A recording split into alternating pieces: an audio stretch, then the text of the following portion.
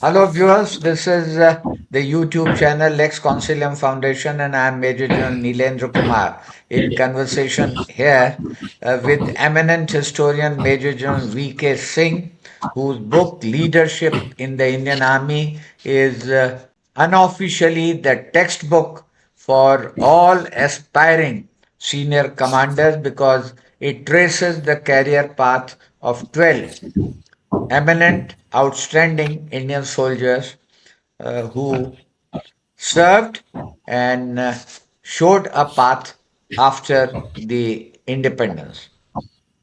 Now, my next question to you is that in the previous video earlier, we had discussed about the 1971 Bangladesh War, where Lieutenant General Sagat Singh was commanding the 4 Corps and his role about the Maulvi Bazar captured without firing a shot.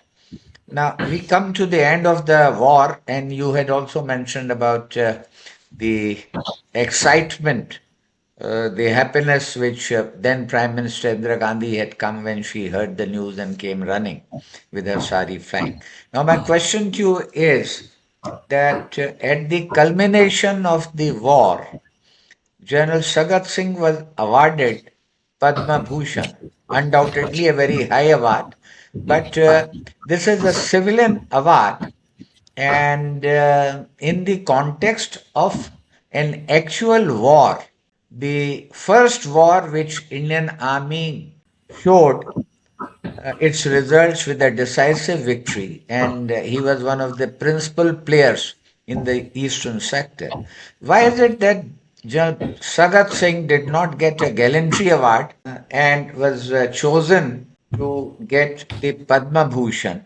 And you have mentioned all this on page 359 of your book. Would you kindly explain? Sagat was not given a Gallantry Award after the Bangladesh War. In fact, that is a rank injustice, I feel. He was the most successful commander during the Bangladesh War, and he was given a Padma Bhushan, which is a civilian award. It is in the, like after Bharat Ratna, there Padma Bhushan, Padma Shri. It is given to artists and sportsmen and so on. And it is never given to military persons in operations. Of course, Thimaya and Thorat were also given similar awards, but that was in the United Nations this thing in Korea. They were not engaged in war, so it was okay to give them civilian awards. But here we were actually fighting a war, and there were dozens of MVCs were awarded in the Bangladesh war, and most of them were to undeserving candidates compared to Sagat's performance. In fact, that way he is very sad. He's won all his battles in Goa, in Sikkim, in Bangladesh war. 1971, and he never got a gallantry award. Even Goa, he was not given a gallantry award because they termed it a police action. Now it was a proper, fighting was going on. Soldiers were shooting each other, and the Krishna Menon, who was the defense minister, said, "No, no, we will call it a police action." So it was classified as a police action. In fact, there are very interesting anecdotes to it. Then ambassador in America, he went and spoke to the president of USA that we have done this, we have done this. So he said, I can understand, you don't want to call it military action. It was a proper military action. Well, why are you calling it a police action? The whole world knows what you have done. Your navy has been used, your army has been used, air force has been used, and you're calling it a police action. He says it is just like a priest being caught in a whorehouse. He's going to a whorehouse and he gets caught. Your state is similar. And he was just joking. But it is very sad that he was not given a guarantee award, which he should. Padma Bhushan had to be given because Padma Vibhushan had been given to him earlier during the Mizoram operations, for controlling insurgency. So naturally, that couldn't be given again, so he was given with the Padma Bhushan, which is not fair. He should have got a proper gallantry award. Now, my question there is that you have studied, you have gone through the records, you have also spoken to General Sagat Singh, and you have spoken to other commanders of that war who were there. We all know that citations are initiated by the next higher authority. Now, in this particular case, the decision to give him Padma Bhushan and not a gallantry award, do you pin this responsibility on the military leadership or the civil political leadership? No, because the military hierarchy did not recommend him for a gallantry award. So the decision to give him something was taken by the political leadership. Okay. The political leadership doesn't decide whether he should get a gallantry award.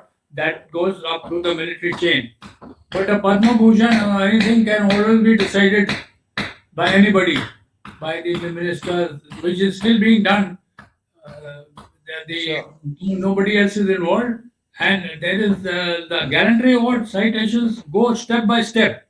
It is recommended maybe from the brigade, battalion, etc. At every stage, it is examined. If it is feasible, it is forwarded to the next headquarter. But a civilian award can be decided by anybody in the chain, by the top leadership. so So you are, maybe the prime minister yes. decided directly to give this award. He was given Padma Bhushan in 1971 war.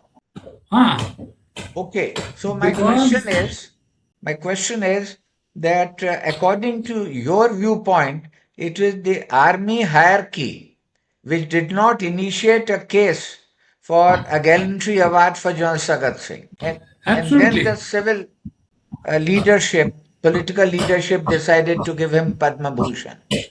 absolutely, I Okay, second that. The military leadership failed. I would hold the army commander and the chief at that time responsible. They should have decided that he should be given a gallantry award, but they did not. And so many others were given gallantry awards. Brigade commanders, division commanders, etc., were given, yes. and he was the most successful compared to all of them. And So why they got it, nobody knows. you have singled out for this General Arora and General Manek Shaw. Yeah, they were the only two people senior to him. Senior to him, quite right. Moving on to the next question. There are many stories that are still told and spoken about General Sagat Singh and his popularity with women. Now, these stories about which you have spoken on page 360-61 of your book, what do you really feel about it? This is a very interesting question. You see, when I wrote this in my draft, Yes. I, and I discussed this with General Sagat in Jaipur, in his home, and he had About settled him, down. what you had written, it was shown to him and vetted by him. Of course, it was Yes. shown to him. So everything else, of course, we went through and he made amendments, and this is what happened, Nathula, this is what happened. So then, when he went through this para, he said, "VK, is it necessary to put this also?" Yes. So I told him, "Sir, it does not in any way detract from your achievements and standing in the Indian Army." And like I had given the example, after all, people like Wellington and You have Nelson, spoken about Caesar, Napoleon, Nelson, etc. yes, they had similar this thing failings, but it did not in any way affect their leadership qualities or their status and fame. Achievements. So when I said, "Sir, if you want, I'll delete it." Then he smiled and he said, "No, let it be." Okay. So that is how it is. Right. But do you think that all these stories about him were these true or they were figment of imagination? Well, they were not totally figment of imagination. There Okay. must be some truth They in it. carried some truth. Yes, there is some truth, and there is no doubt that he He, liked the company of he women. had a magnetic personality, Yes, he had a a very magnetic tall person. stature. Yes, and they used to be attracted to him. Yes. Of course, when I was in Sikkim also I used to see this. Okay. Right. Thank you very much. Viewers, please stay with us. And in the next episode, we would continue about more such sagas of valor. Thank you. Thank you.